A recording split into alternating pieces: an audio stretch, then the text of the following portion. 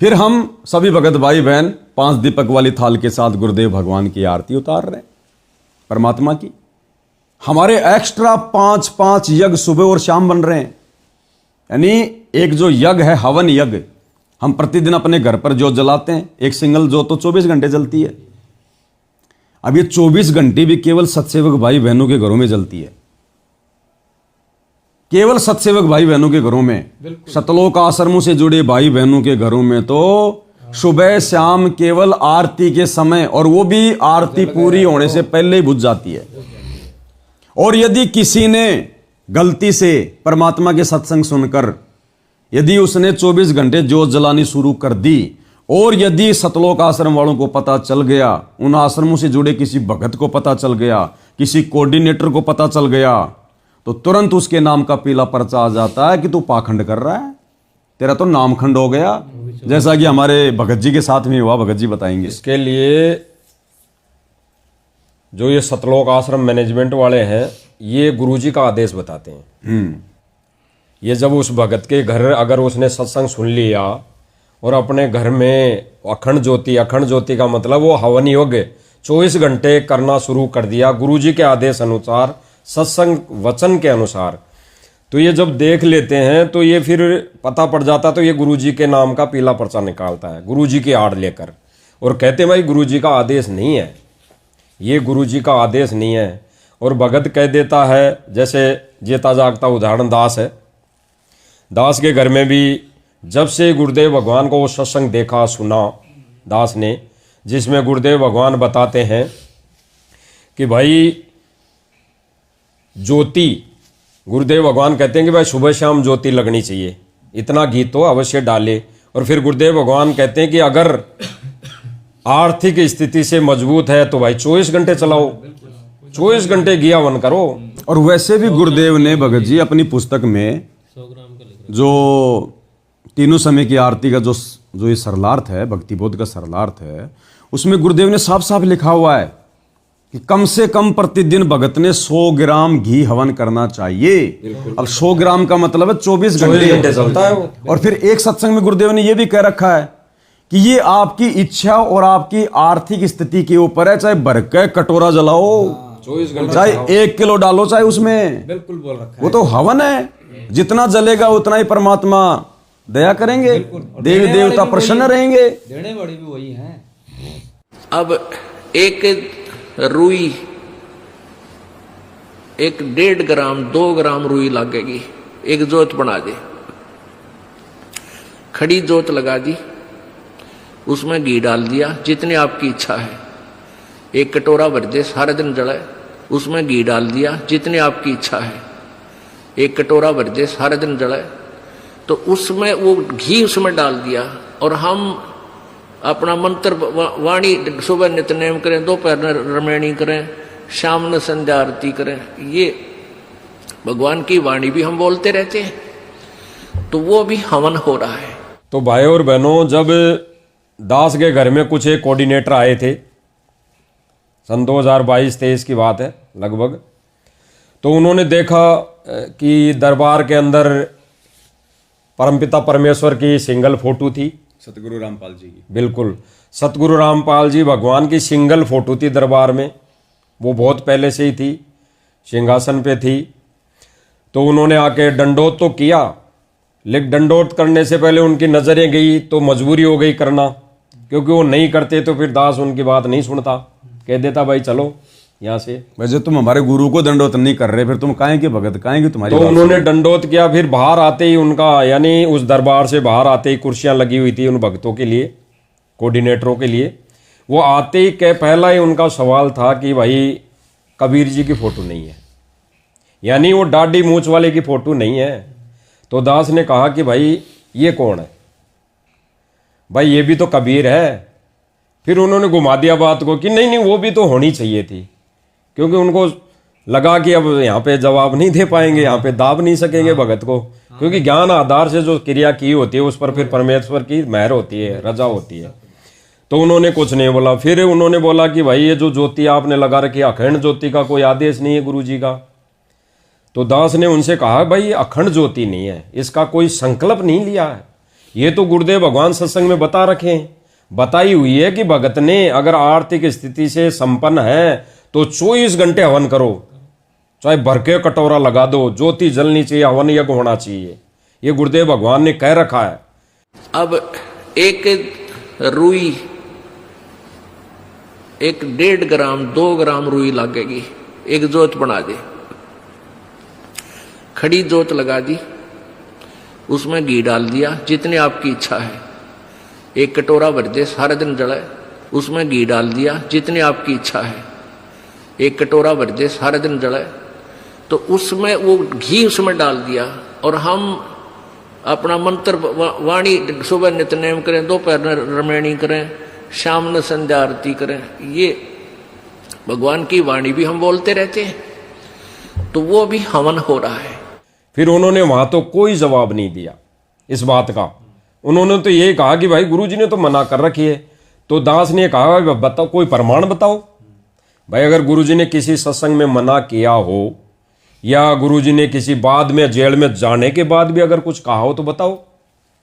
तो उन्होंने कुछ मतलब उनके तरफ से कोई ऐसा जवाब नहीं था कि वो भी संतुष्ट हो सके और एक भगत को भी संतुष्ट कर सके, क्योंकि जहां पर विधिवत सारे काम हो रहे हो तो फिर उनकी चलती नहीं, जोर नहीं चलता। वहां से फिर उनको बोला गया कि लो भगत जी अब जलराम लो, तो उन्होंने फिर कहा कि नहीं अब जलराम हम नहीं पिएंगे, क्योंकि यहाँ हमारा दाढ़ी मूछ वाला कबीर भगवान नहीं है, इसलिए कि यहाँ पे दाढ़ी मूछ वाले की फोटो नहीं है, तो फिर आपने अखंड ज्योति लगा रखी है और आप खड़े होकर आरती कर रहे हो, आप भक्ति भाव से आरती कर रहे हो, तो भाई हम तो आपका पानी भी नहीं पिएंगे। तो उसके लिए भी दास ने बिल्कुल उनसे प्रार्थना की हाथ जोड़ के, भाई कोई ऐसा एक आधा सत्संग तो बताओ जिसमें गुरुदेव भगवान ये चीजें करने के लिए भगत को मना की हो। भाई आपको 24 घंटे दीपक नहीं लगाना है, या फिर खड़े होकर आरती नहीं करनी है, या फिर गुरुदेव भगवान की सिंगल फोटो नहीं करनी है। गुरुदेव भगवान ने तो ये कहा है सत्संग के माध्यम से कि भाई घर में एक कोने में अपना मंदिर बनाओ और अपने उसके अंदर अपने गुरुदेव भगवान की और अपने इष्ट की फोटो लगाओ। तो ज्ञान आधार से हमारा गुरु ही इष्ट है। भाई ज्ञान आधार से हमारा गुरु ही इष्ट है और गुरु को ही इष्ट रूप में मानकर उसकी पूजा करनी चाहिए। ये गुरुदेव भगवान का सत्संग है, दास ने उनको सत्संग बताया। रही बात फोटो रखने की, जैसे आप एक पति भर्ता स्त्री होती है, वो अपने पर्स में केवल अपने पति का ही फोटो रख सकती है, दूसरे का नहीं। बाकी अनादरणीय नहीं है, अन्य भी है, सबको प्रणाम करें। अगर कहीं फोटो लगे हैं तो दूसरी बात, वो फोटो दूसरी बात है, लेकिन जहां पूजा स्थल हो वहां पर आप अपने मालिक के अतिरिक्त अगर किसी का फोटो रखते हो तो आपके हृदय में पतिव्रता तो नहीं है, वो नहीं है आपके अंदर, तो वो पतिव्रतापन नहीं होने से भगवान रुष्ट होगा। तो वो आनाकानी कर गई, जवाब नहीं रहा। फिर वो वहां से हाथ जोड़ के चल दिए। दास प्रार्थना करता रहा भगत जी कोई दिक्कत नहीं। फिर दास ने अंत में कह दिया कोई बात नहीं भाई, मत पियो, कोई जलराम आपको दास पिलाएगा भी नहीं क्योंकि आप गुरु को भगवान मानते ही नहीं, तो हमारे कुछ लगते ही नहीं। आप तो दाढ़ी मूछ वाले को भगवान मान रहे हो। तो फिर गुरुदेव भगवान कहते हैं कि भाई वाणी बोलते हैं कि गुरुदेव भगवान की वाणी भी है कि इष्ट मिले और मन मिले सकल रस रीत, कहे कबीर ता जाइए रह संतन की प्रीत। तो भाई इष्ट आपने अलग मान लिया तो भाई अब मत पियो पानी, कोई दिक्कत नहीं है, क्योंकि आपका और मेरा दास का मुझदास का इष्ट ही अलग अलग मान लिया, हमारे विचार ही मेल नहीं खा रहे। तो वहां से वो उठ के चले गई और उठ के जाते, यानी वो जयपुर दास रहता है, जयपुर जहां पे दास रहता वहां आए थे 5-7 जने कोऑर्डिनेटर वगैरह और ये नामदान केंद्र से आए थे। तो वहां से वो उठ के चल दिए, दास ने सत्साहिब कर दिया, ठीक है।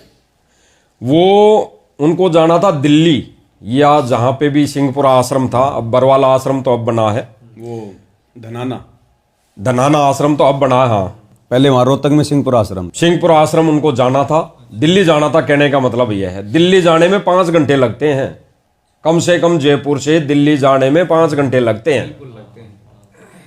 तो कम से 2 घंटे बाद ही पीला पर्चा आ गया, यानी वो दिल्ली भी नहीं पूछे थे, भाई विधान तो इन्होंने बना रखा कि गुरुजी से प्रार्थना जाती है जेल में, यानी जब मिलाई होती है तब प्रार्थना जाती है, फिर गुरुजी उसका आदेश देते हैं, फिर पीला पर्चा निकाल के संगत में वायरल करते हैं। मतलब कम से कम दो से तीन दिन की 2 से प्रोसीजर है। 3 दिन मानो।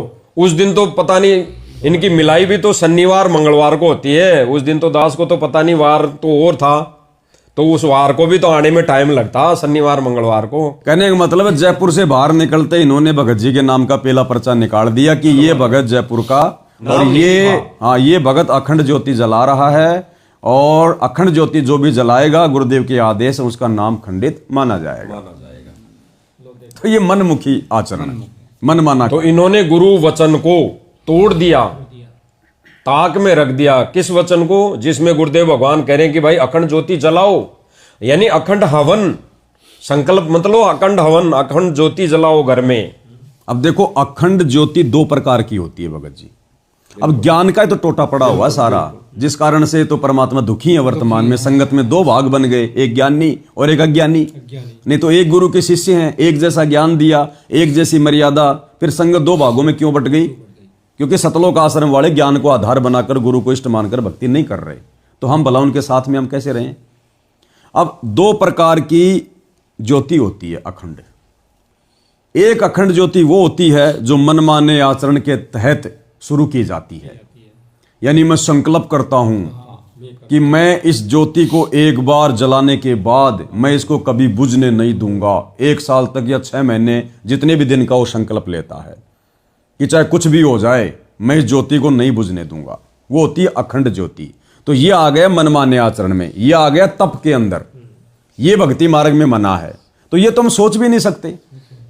एक होता है अखंड ज्योति का मतलब कि लगातार परमात्मा का हवन यज्ञ होता रहे, जैसे ही उसमें घी खत्म हो जाए उसी समय हम उसमें दोबारा से नई ज्योति लगा दें। उस ज्योति को निकाल दो, ज्योति बुझ गई, क्योंकि हमने कोई अखंड का संकल्प नहीं किया। और सप्ताह में तो हम वैसे भी परमात्मा की ज्योति साफ करते हैं, और जब उसको साफ करते हैं उस बर्तन को, दीपक को, तो वो तो बंद ही करना पड़ता है। 2, 4, 5 मिनट वो नहीं जलता। उसको साफ करके नई बत्ती लगा के फिर से हम परमात्मा को दंडत करके मंगलाचरण बोल के मालिक की वाणियां बोल के फिर से हम अपनी ज्योत जला देते हैं। तो ये 2 प्रकार की अखंड ज्योति होती है। एक तो मनमाने आचरण वाली कि मैं उसको नहीं बुझने दूंगा, तो वो तो देखो किसी की सफल नहीं होती है। मान लो आपने अखंड का संकल्प ले लिया और कल कोई भूकंप आ गया, आपका मकान ही ढह गया, तो ज्योति कहां से रहेगी? भयंकर आंधी आ गई, भूचाल आ गया, चूहा लेके बत्ती ऊपर चढ़ गया, तो वो आपकी अखंड कहां से हुई? तो वो मनमाना काम तो हम ना कर सकते, ना हम कभी सोच सकते।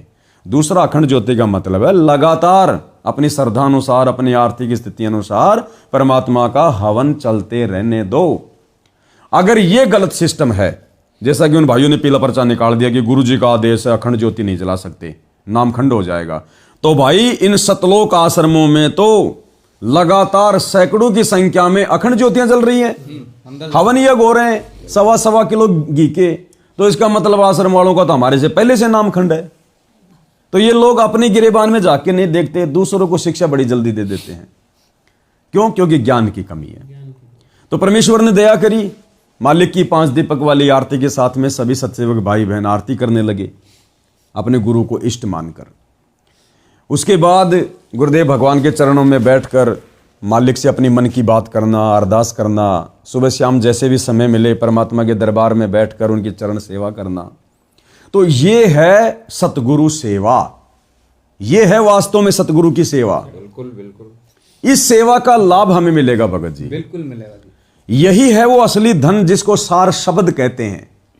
क्योंकि सबसे पहले हमने सतगुरु को शब्द रूप में जान लिया, पहचान लिया, फिर सतगुरु को हमने घर पर विराजमान कर दिया, फिर उनको प्रसन्न करने के लिए गीता अध्याय 3 श्लोक 13 के अनुसार उनको भोग लगाना शुरू कर दिया।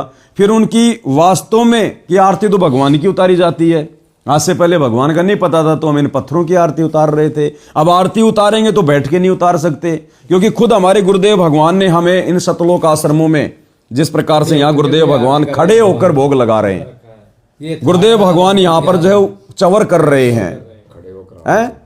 तो गुरुदेव क्या कर रहे थे? भगवान तो ये खुद हैं, फिर ये भोग किसको लगा रहे हैं?